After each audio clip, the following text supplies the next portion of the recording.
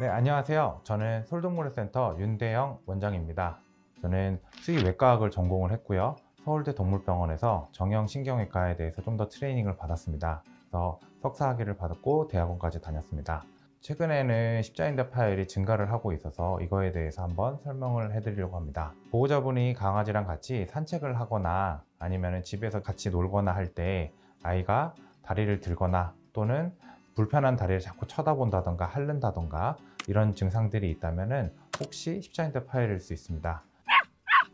오늘 영상에서는 강아지 십자인대 파열 원인과 예방법 그리고 치료 방법인 TPRO 수술에 대해서 쉽게 알려드릴게요. 그러면 십자인대 파열 왜 생기는 걸까요? 강아지 무릎에도 사람처럼 십자인대가 있습니다. 이 십자인대는 전방과 후방 이렇게 두 개가 있는데요. 전방과 후방이 서로 꼬여 있어서 십자가의 모양을 했다고 해서 십자인대라고 부릅니다. 그리고 이 인대가 생각보다 강아지들이 끊어지는 경우가 많고요. 그렇기 때문에 흔한 질환들 중에 하나로 꼽히고 있습니다. 강아지들이 십자인대 파열이 오는 가장 흔한 원인들로는 갑작스럽게 소파나 침대에서 점프를 한다든지 아니면 보호자의 품 안에서 떨어진다든지 또는 미끄러운 바닥에서 뛰다가 갑자기 방향 전환을 하면서 깨갱하고 다리를 들거나 이렇게 다치는 경우가 있습니다. 그 외적인 거에서는 가장 손꼽히는 게 사람도 그렇지만 체중 증가입니다. 우리 아이가 비만인지 아닌지 먼저 쉽게 설명을 해드릴게요. 자, 옆에 있는 강아지를 일단 데리고 오시고요. 뒤에서 바라봤을 때 허리가 들어가 있으면 그리고 갈비뼈를 살짝 만졌을 때 만져지면 정상 몸무게고요. 지금 만지셨는데 허리도 안 보여 그리고 갈비뼈도 안 만져져 그러면은 당장 오늘부터 간식을 끊으셔야 됩니다. 그래야 십자인대가 안 다치고 그 외의 질환들도 어느 정도 예방을 할 수가 있습니다. 특히나 몸무게가 많이 나가는 중대형견, 리트리버라든지 사모예드 등의 이런 아이들은 특히나 많이 조심하셔야 되고요. 그러면 예방은 이제 어떻게 해야 되는지 알아볼까요? 체중은 아까 설명드렸던 대로 두 가지를 가지고 우리 애가 뚱뚱한지 아닌지를 보시면 될 것 같고요. 그거 외에도 이제 환경을 좀 바꿔주셔야 돼요. 우리나라 같은 경우에는 장판이나 마룻바닥, 대리석처럼 이렇게 미끄러운 경우가 많은데요. 요즘에는 미끄럼 방지 매트가 잘 나와 있어서 생활을 많이 하는 거실에만 설치를 하시는 게 아니라 집안 전체를 사실은 다 설치하시는 게 굉장히 좋고요. 그리고 나이가 들면은 강아지도 똑같이 걸어 다니거나 할 때 힘을 많이 못 줘서 미끄러지는 경우가 많아서 매트는 어렸을 때부터 설치하시는 것을 권장드립니다.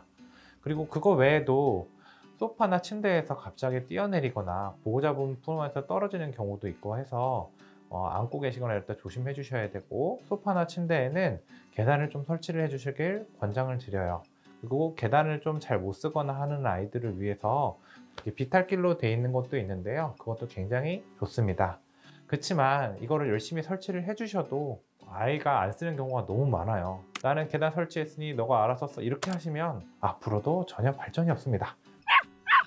네, 그래서 이렇게 십자인대 파열이 왔을 때 이제 할 수 있는 수술이 TPRO 수술입니다.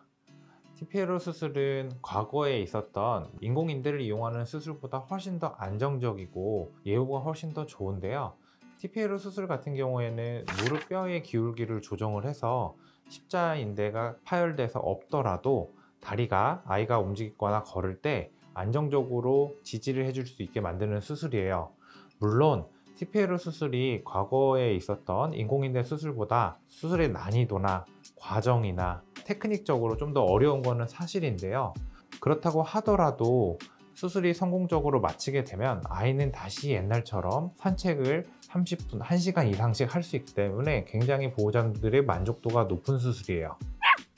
TPRO 수술은 재발이란 개념이 없습니다. 그래서 한번 완치되면 그걸로 이제 치료가 끝나는 거지, 이 수술을 받은 부분에 대해서 추후에 다시 또 인대 수술을 받거나 하는 경우가 없는 점이 보호자분들이 굉장히 선호하는 이유라고 생각합니다. 저희 서울동물의센터에서는 TPRO 수술을 할 때 반려견의 안전과 이제 꼭 해야 되는지를 먼저 판단하기 때문에 완전 파열이 돼서 어쩔 수 없이 수술을 바로 해야 하는 경우가 아니라고 한다면 진단을 정확하게 내리고 아이의 상태를 정확하게 보고 꼭 수술을 해야 되는 건지, 아니면 재활 운동이나 진통제나 이런 것들을 할 수가 있는지 평가를 하고 진행을 합니다.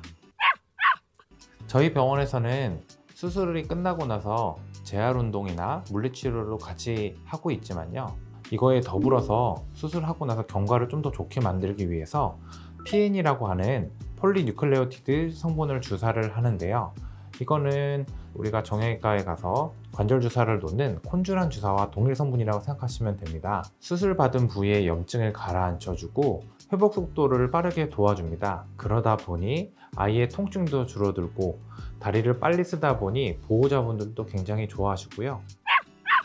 네, 오늘은 이렇게 강아지 십자인대 파열의 원인과 예방법, 그리고 이제 언제 병원에 오셔야 되는지, 그리고 TPA로 수술 방법이 어떤 건지까지 알아봤는데요.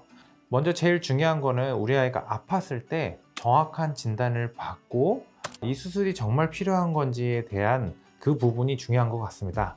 그래서 저희 서울동물의료센터는 정형외과 질환에 대한 케이스가 많고 풍부한 임상 경험이 있어서요, 저희 병원을 믿고 전국에서 찾아와 주시는 보호자분들도 많으시고요, 특히나 한쪽을 수술을 받고 만족하셔서 거리가 먼에도 불구하고 또 찾아오시는 경우도 많으시더라고요. 앞으로도 보호자분의 아이들에게 꼭 필요한 정보를 쉽고 정확하게 전달해 드리겠습니다. 감사합니다.